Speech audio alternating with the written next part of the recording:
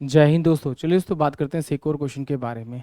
इस क्वेश्चन में एग्जामिनर ने कहा कि उसके पास में दो स्कीम है और दो स्कीम में वो कुछ अमाउंट इन्वेस्ट करता है, सेम अमाउंट इन्वेस्ट करता है, और रेट ऑफ इंटरेस्ट जो है दोनों की 20% है।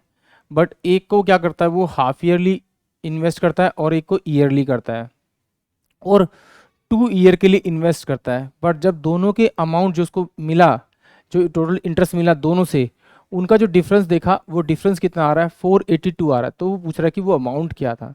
तो आइए इस क्वेश्चन को एक बार हैंडल करते हैं, देखते हैं। मैंने माना कि भाई जो उसके पास अमाउंट था वो कितना था, 10,000 था।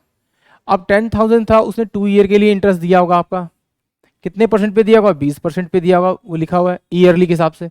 तो इसका 20% निकालूंगा तो 2,000 रुपये उसने पहले ईयर में इंटरेस्ट दिया होगा और 2,000 रुपये उसने सेकेंड ईयर में मेरा इंटरेस्ट दिया होगा।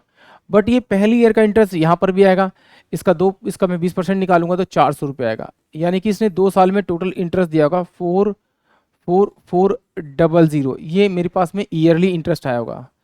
अब यही अमाउंट वो क्या कर रहा है, इसी सेम अमाउंट को वो क्या करता है, हाफ ईयरली देता है।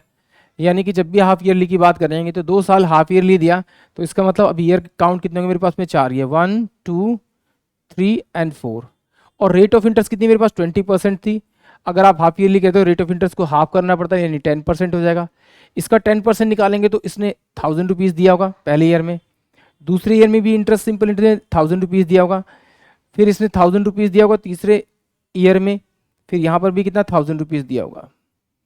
इस 1,000 रुपीज़ का इंटरेस्ट यहाँ भी गया होगा, यहाँ पर भी गया और यहाँ पर भी गया, क्योंकि लास्ट 4 ईयर तक गया होगा।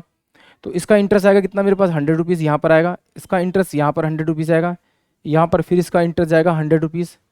इसकी कहानी ख़त्म। फिर इसकी बारी आएगी तो ये कितना देगा, ये 100 रुपीज़ देगा, और ये 100 रुपीज़ फिर यहाँ पर भी देगा।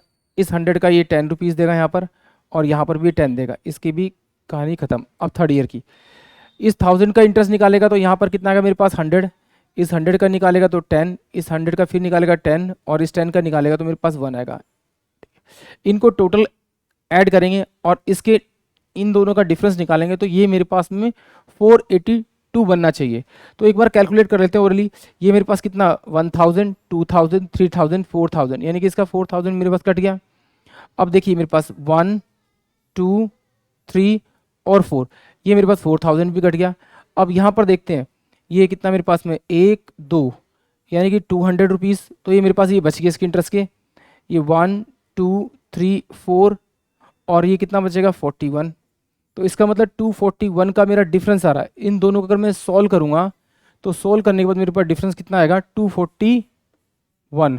बट एक्चुअली में डिफरेंस कितना दे रखा है मुझे, 4 8 और 2 का डिफरेंस दे रखा है। तो इसे किस नंबर से मल्टीप्लाई करूं कि ये मेरे पास ये बन जाए। तो अगर मैं इसको 2 से मल्टीप्लाई करूंगा तो मेरे पास में ये 241 क्या बन जाएगा, 8482 बन जाएगा। तो इसी को डायरेक्ट आप इससे मल्टीप्लाई कर दीजिए। मल्टीप्लाई करने पे जो आपका आंसर आएगा वही आपका करेक्ट आंसर होगा, यानी कि 20,000। यानी कि ऑप्शन जो सी होगा वो इस क्वेश्चन के लिए करेक्ट होगा। आई होप आप सभी को क्वेश्चन समझ में आया होगा। जय हिंद, जय भारत।